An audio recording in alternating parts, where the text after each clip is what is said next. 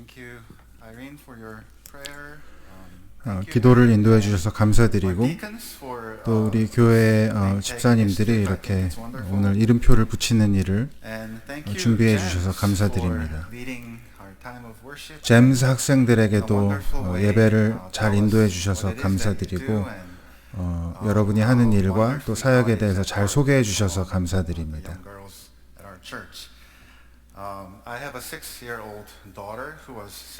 저는 6살짜리 어린 딸이 있는데 지난 2년 동안 제 딸은 그 카데트에 꼭 들어가고 싶다고 얘기해 왔었는데 오늘 여러분을 보고 마음을 바꿨습니다. 그래서 잘 이렇게 소개해 주셔서 고맙게 생각합니다. 저를 모르시는 분들을 위해서 소개드리면 제 이름은 김형준입니다. 다시 한번 오늘 함께 예배드리고 또 하나님의 말씀을 볼 수 있게 되어서 감사드립니다. 이제 하나님 말씀을 볼 텐데요. 벌써 여러 번 읽고 들었던 미가서 6장의 말씀을 함께 보겠습니다. 미가서 6장 6, 7, 8절의 말씀입니다. 내가 무엇을 가지고 여호와 앞에 나아가며 높으신 하나님께 경배할까? 내가 번제물로 1년 된 송아지를 가지고 그 앞에 나아갈까? 여호와께서 천천의 순양이나 만만의 강물 같은 기름을 기뻐하실까? 내 허물을 위하여 내 마다들을 내 영혼의 죄로 말미암아 내 몸에 열매를 드릴까?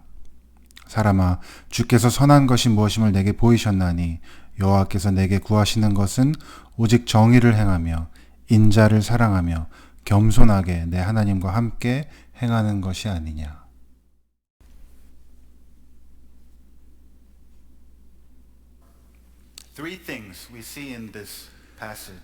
지금 이제 함께 읽은 이 본문에서 우리는 세 가지를 볼 수 있습니다.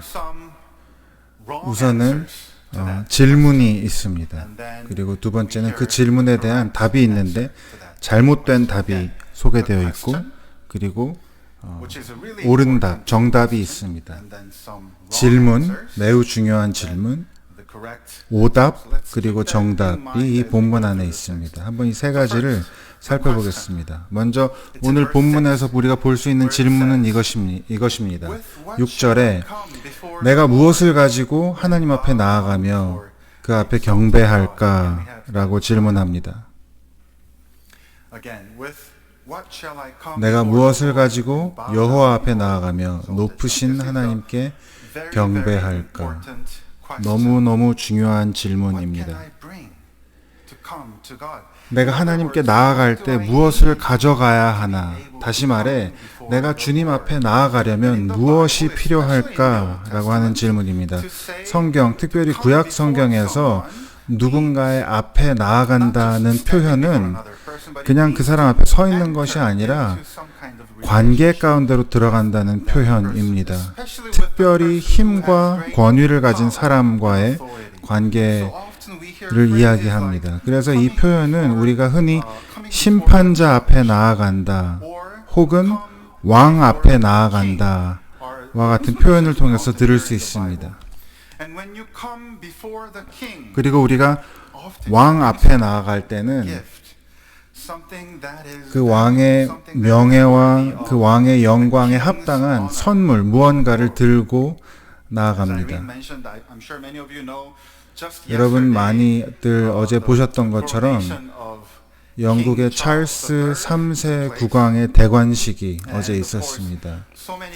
당연히 전 세계에서 많은 손님들이, 귀빈들이 방문했습니다. 그리고 많은 분들이 왕에게 선물을 가져왔습니다. 그래서 제가 궁금해서 어떤 선물들이 있었는지 한번 찾아보았습니다. 그림이 몇 점 있었습니다. 아주 귀한 그림이 있었고 또 인도에서는 아주 특별한 이 터번, 머리에 쓰는 것과 또 스토를 보내왔습니다. 뉴질랜드는 국왕의 이름으로 $100만 환경단체에 기부했습니다. 프란치스코 교황은 이 찰스 3세 국왕에게 나무 조각을 선물했는데 예수님의 십자가의 일부라고 이야기했습니다. 저는 그게 굉장히 흥미롭다고 생각했고요. 캐나다는 국왕에게 이 7살 된 노블이라는 말을 선물했습니다. 이것은 캐나다의 RCMP가 왕에게 보낸 선물입니다. 여러분, 이렇게 영국의 왕 찰스 왕 앞에 나아갈 때에도 귀중하고 소중한 선물들을 가져옵니다. 그런데 오늘 본문에서 미가 선지자는 이렇게 질문하는 것입니다. 왕 중의 왕이시며 온 우주의 왕이신 하나님에게는 얼마나 더 귀한 것을 가져와야 하는가라고 묻고 있습니다. 하나님의 위대하심과 그 영광에 합당하게 무엇을 드릴 수 있을까요? 하나님의 면전으로 나아가려면 무엇이 필요할까요? 하나님과 인격적인 관계를 맺으려면 무엇을 가져와야 할까요? 라고 하는 것이 질문입니다. 중요한 질문입니다. 두 번째 포인트입니다. 미가 선지자가 이 질문에 대한 대답을 몇 가지 제시하는데 이들은 사실은 오답입니다. 잘못된 대답들입니다. 6절과 7절에 이렇게 이야기합니다. 내가 번제물로 1년 된 송아지를 가지고 그 앞에 나아갈까? 하나님께 천천의 순양이나 만만의 강물 같은 기름을 가져가면 기뻐하실까? 내 죄를 용서받기 위해서 내 맏아들을, 내 몸의 열매를 드릴까? 내 영혼의 죄를 용서받기 위해서 내 자녀를, 내 맏아들을 하나님 앞에 드려야 할까라고 이야기하는데 이 모든 것이 매우 귀중한 선물입니다. 1년 된 송아지는 너무 귀하고 비쌉니다. 수천 마리의 순양은 당연히 훨씬 더 비쌉니다. 그리고 만만의 강물 같은 기름, 여기서 기름은 올리브 오일을 얘기하는데 올리브 오일, 좋은 올리브 오일 한 병이 얼마인지 제가 잘 모르겠지만 강과 같은, 수만의 강과 같은 올리브 오일을 하나님께 가져간다면 하나님이 기뻐하실까, 만족하실까라고 질문하는 것입니다. 미가 선지자가 말하고 하는 것이 무엇입니까? 우리가 세상의 모든 재물을 다 가지고 있고 그것을 세상의 모든 부와 세상의 모든 귀중한 것들을 가지고 하나님께 나아가서 드린다고 해도 우리가 하나님 앞에 나아갈 수 있는 자격을 갖기에는 충분하지 않다는 것입니다.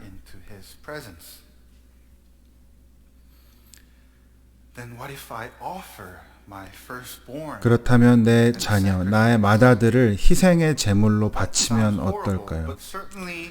물론 끔찍하게 들리는 표현이지만 사실 내 맏아들보다 더 귀한 것은 없을 것입니다. 그러면 내 맏아들을 희생 제물로 바치면 내 죄가 씻겨질까요? 나를 주님 앞에 나아갈 수 있도록 나를 합당하게 만들어줄 것, 그 제사가 나를 합당하게 만들어줄까요? 대답은 아니오입니다. 말씀드린 것처럼 이 모든 것은 오답입니다. 우리가 가진 모든 시간, 돈, 소유물, 우리가 가진 모든 것을 다 하나님께 드리더라도 그것이 우리를 하나님과 관계를 맺을 자격을 우리에게 주지 않습니다. 우리의 죄를 용서받기 위해 아무리 큰 희생을 치른다고 해도 우리가 거룩하신 하나님과 교제할 수 있을 만큼 깨끗해질 수는 없습니다.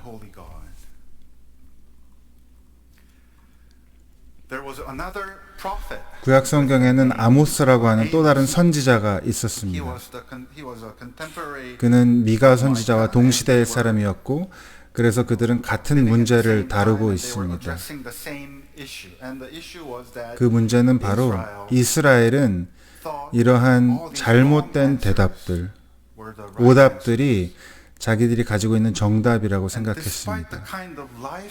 그들이 살고 있는 삶과 그들이 살아가는 사회의 온갖 부패와 불의에도 불구하고 우리는 유대인이기 때문에 괜찮아. 우리는 유대인이기 때문에 하나님 앞에 나아갈 수 있어. 우리는 하나님의 성전에 모이기 때문에, 그리고 하나님께 제사를 드리기 때문에, 그리고 우리는 하나님께 찬양의 노래를 부르기 때문에 하나님 앞에 나아갈 수 있어라고 착각했습니다. 그것이 정답이라고 생각했습니다. 그런데 하나님이 아모스를 통해서 이렇게 말씀하십니다. 내가 너희의 절기들을 미워하며 너희의 모임들을 기뻐하지 아니하나니 너희가 내게 번제나 소제를 드릴지라도 내가 받지 아니할 것이요 너희의 희생의 화목제도 내가 돌아보지 아니하리라.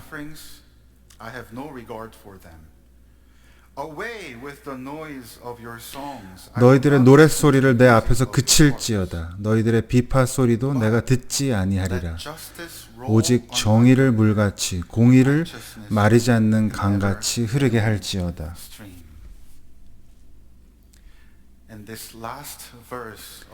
이 아모스가 얘기하는 정의와 공의에 대한 이 마지막 문장이 또 바로 미가가 이야기하고 있는 바와 동일합니다.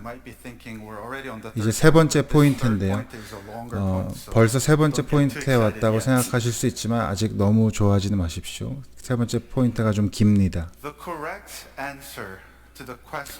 내가 무엇을 가지고 하나님 앞에 나아갈까라는 질문에 대한 정답은 이것입니다. 8절에 있습니다. 사람아, 주께서 선한 것이 무엇임을 너에게 보이셨나니 하나님께서 내게 구하시는 것은 오직 정의를 행하며 인자를 사랑하며 겸손하게 내 하나님과 함께 행하는 것이다. 여러분, 이것이 정답입니다.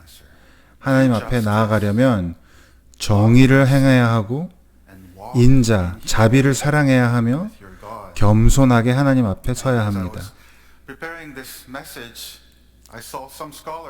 그리고 제가 오늘 이 말씀을 준비하면서 읽은 책들 중에 어떤 학자들은 이 구절이야말로 미가서 전체의 핵심 구절이라고 말합니다. 어떤 학자들은 이것이야말로 구약성경 전체의 핵심 메시지라고 말합니다. 그리고 어떤 학자는 이 말씀은 예수님이 나중에 너의 하나님을 사랑하고 내 이웃을 사랑하라고 하신 그 말씀이 바로 이 미가서 말씀에 대한 재해석이라고 말하기도 합니다. 그럼 이 세 가지 중요한 하나님 앞에 가지고 나아갈 수 있는 세 가지 이 선물에 대해서 한번 살펴보겠습니다. 먼저 정의입니다. 우리가 이 정의라는 단어를 들으면 흔히 우리의 사회, 우리의 사법 시스템, 죄에 대한 어떤 적절한 처벌 등을 떠올릴 수 있습니다. 또 우리가 정의롭다라는 말을 들으면 사람들을 돕고, 특별히 가난한 사람, 취약한 사람, 소외된 사람들을 돌보고 보호하는 것이 정의라고 생각합니다. 그리고 그것이 맞습니다. 성경에서 정의에 대해서 말할 때마다 가난하고 약하고 소외된 사람들을 염두에 두고 있습니다. 하지만 정말 성경에서 말하는 정의라는 것은, 그 개념은 그보다 훨씬 큰 의미를 담고 있습니다. 성경에서 정의라는 것은, 또 하나님의 공의라는 것은 모든 것이 올바른 것을 의미합니다. 온 세상이 원래 마땅히 그래야 할 완벽한 상태를 이야기합니다. 당연히 그래야 할 완벽한 모습. 그래서 개인적인 차원에서 정의롭다는 것은 모두에게 공정해야 한다는 뜻이고, 예외는 없어야 한다는 뜻이고, 늘 정직해야 하고 언제나 진실을 말해야 한다는 것입니다. 그리고 모든 사람을, 아무도 빠짐없이 모든 사람을 똑같이 존중하는 방식으로 대해야 한다는 것입니다. 어려운 일이 아니죠. 쉬운 일이죠. 우리가 늘 그렇게 살죠. 인자 혹은 자비를 사랑한다는 것은 어떤 의미입니까? 여기서 인자 혹은 자비라는 단어는 유명한 히브리어 단어인 헤세드의 번역입니다. 이 히브리어 단어는 번역이 너무 어렵습니다. 이 단어에는 사랑, 친절, 충성, 신실함 등의 모든 의미가 포함되어 있습니다.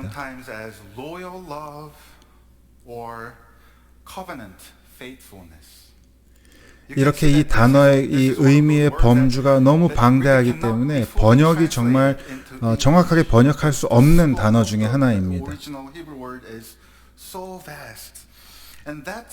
그리고 바로 그런 이유 때문에 이 단어는 주로 하나님을 묘사하는 데 사용됩니다. 하나님의 사랑과 하나님의 자비, 하나님의 친절과 하나님의 신실함을 뜻하는 단어입니다. 미가는 우리에게 뭐라고 말씀하고 있습니까? 하나님 앞에 나아가려면 너희에게 이 헤세드가 필요하다고 말합니다. 이 헤세드라고 하는 것은 우리가 하나님이 사랑하시듯 사람들을 사랑하고 하나님이 사람들을 돌보시듯 우리가 사람들을 돌보고 하나님이 사람들을 보시는 그 방식으로 우리가 사람들을 바라보고 하나님이 사람들을 받아들이시는 그 마음으로 모든 사람들을 받아들이는 것입니다. 어때요? 어렵지 않죠? 쉽죠? 이것이 정답입니다. 이렇게 살기만 하면 됩니다. 여러분, 마지막으로 겸손은 어떻습니까? 하나님과 겸손하게 동행하는 것. 빌립보서 2장은 이렇게 말합니다. 무슨 일을 하든지 오직 겸손한 마음으로 하고 자기보다 남을 더 낮게 여기고 자기 스스로만 돌보지 말고 서로 다른 사람들의 일도 돌보아 주라고 말합니다.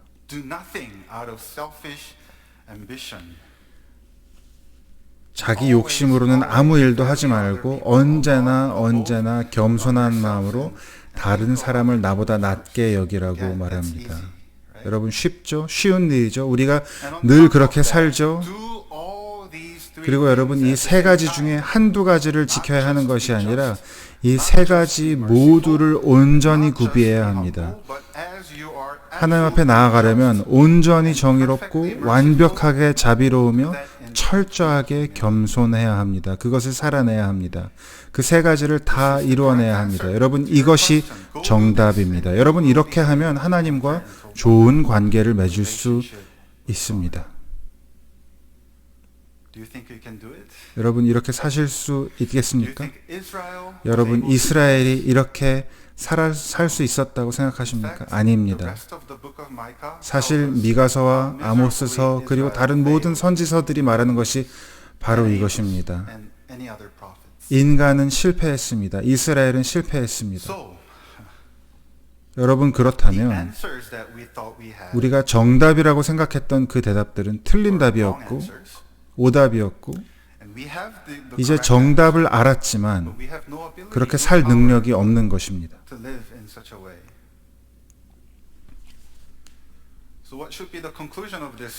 그럼 여러분, 이대로 만약에 설교가 끝난다면 이 설교의 결론이 무엇이겠습니까? 결론은 희망이 없다는 것입니다. 하나님 앞에 가지고 나아갈 것이 없다는 것입니다. 결코 주님 앞에 나아갈 수가 없습니다.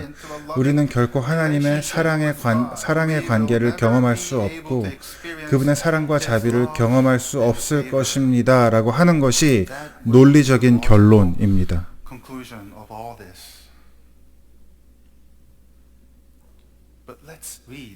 그런데 여러분, 놀랍게도 오늘 우리가 읽은 본문 바로 앞에 나오는 내용을 한번 살펴보겠습니다. 우리가 미가서 6장 6, 7, 8절을 읽었는데 한번 4, 5절을 읽어보겠습니다. 미가서 6장 4, 5절입니다. 나는 너희를 이집트 땅에서 데리고 나왔다. 나는 값을 치르고서 너희를 종로로 타던 곳으로부터 속량하였다. 모세와 아론과 미리암을 보내서 너희들을 데리고 나오게 한 것이 바로 나 하나님이다. 내 백성아, 모압의 발락 왕이 어떤 음모를 꾸몄으며 발람이 그에게 대답한 것을 기억하라.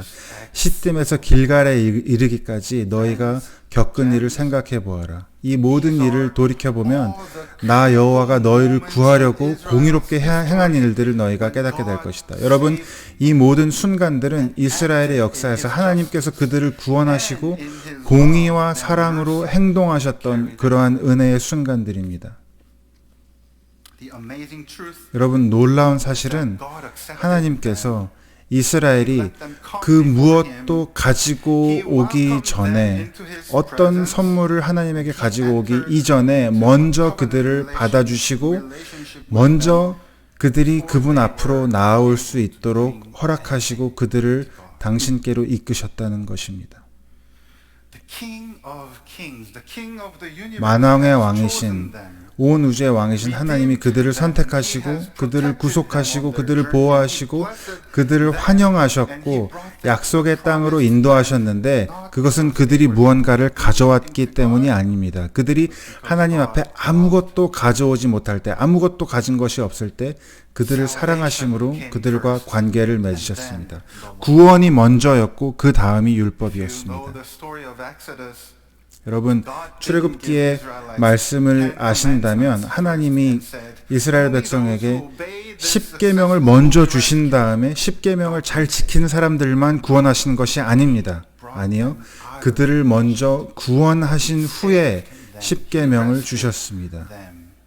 먼저 그들을 구하신 후에 구원받은 그 삶에 합당한 삶을 살 수 있도록 십계명을 주신 것입니다.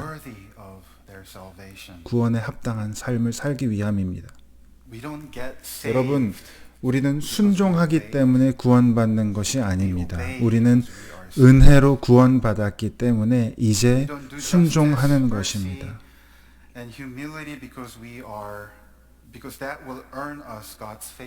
우리가 정의롭게, 자비롭게, 겸손하게 행해야 하는 이유는 하나님의 사랑과 은혜와 구원을 얻어내기 위함이 아닙니다. 우리는 이미 그리스도를 통해서 하나님의 공의와 자비와 겸손을 경험하였기 때문에 우리도 마땅히 그렇게 살아야 하는 것입니다. 그리고 이러한 하나님의 공의와 자비와 겸손은 예수 그리스도를 통해 가장 분명하게 우리에게 드러나셨습니다. 하나님의 아들이 우리를 위해서 죽으셨습니다. 우리의 형벌이 되셨습니다. 이것이 바로 십자가에서 하나님의 공의를 성취하신 것입니다.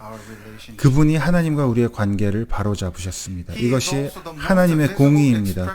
예수님은 또한 하나님의 인자, 자비 그 자체이십니다. 변함없는 사랑, 친절, 또 언약에 대한 신실함을 우리에게 보여주신 분이 예수님이십니다. 그리고 하나님의 아들 예수님이 우리의 죄와 허물을 위해서 희생 제물로 드려진 것보다 더 큰 겸손은 없습니다. 이것이 바로 예수 그리스도가 우리에게 보여주신 공의요, 자비요, 겸손입니다. 여러분, 우리가 우리의 하나밖에 없는 맏아들을 제물로 바친다고 해도 여러분 아무 일도 일어나지 않고 아무것도 바뀌지 않고 아무것도 이루어지지 않습니다. 그러나 하나님이 자기 맏아들을 제물로 삼으실 때 모든 것이 바뀌었습니다. 여러분, 창세기 22장에 아브라함이 자기 아들을 제물로 바친 이야기를 기억하십니까? 혹시 그 이야기를 모르시면 창세기 22장의 말씀을 한번 읽어보시기를 권면합니다. 아브라함이 이삭을 제물로 바치려고 죽이려고 하는 그 순간에 하나님께서 아브라함을 멈추시면서 뭐라고 말씀하십니까? 아브라함아, 그 아이에게 손을 대지 말아라. 이제 내가 너의 아들, 너의 독자까지도 나에게 아끼지 아니하였으니 내가 이제야 내가 하나님 경외하는 줄을 알겠노라고 말씀하십니다. 여러분, 우리가 십자가에서 죽으신 예수님을 볼 때, 하나님의 독생자를 볼 때 우리가 하나님께 이렇게 말씀드리게 되는 것입니다. 하나님, 이제 당신이 당신의 독자까지도 당신의 맏아들까지도 우리를 위해 아끼지 아니하셨으니 우리가 이제 하나님이 우리를 얼마나 사랑하시는지를 압니다라고 고백하는 것입니다. 하나님은 우리에게 맏아들을 제물로 바치라고 말씀하시지 않습니다. 하나님 우리에게 어떤 이 세상의 부와 귀한 것도 우리에게 바치라고 말씀하시지 않습니다. 왜냐하면 이미 하나님이 그분의 독생자를, 가장 귀하고 아름다운 그분의 독생자를 제물로 내어주셨기 때문입니다. 그리고 우리로 하여금 하나님 앞에 나아갈 수 있는 길을 열어주셨기 때문입니다. 여러분, 다시 한번 미가서의 질문으로 돌아가 보겠습니다. 미가서 6장의 중요한 질문이 무엇이었습니까? 내가 무엇을 가지고 하나님 앞에 나아갈 수 있겠습니까? 내가 무엇을 가지고 하나님 앞에 나아가야 합니까? 여러분, 그 답은 한 가지뿐입니다. 예수 그리스도의 피밖에 없습니다. 예수님의 보혈뿐입니다. 그리고 그분의 공의와 그분의 자비, 그분의 겸손만이 우리가 하나님 앞에 가지고 나아갈 수 있는 유일한 것입니다. 그리고 오직 그 후에야 예수님의 공로로만, 예수님께서 이루신 그 일을 통해서만 우리도 예수님처럼 정의를 행하고 자비를 사랑하고 겸손하게 하나님과 함께 걸을 수 있는 그 삶을 살 수 있게 될 것입니다. 아멘.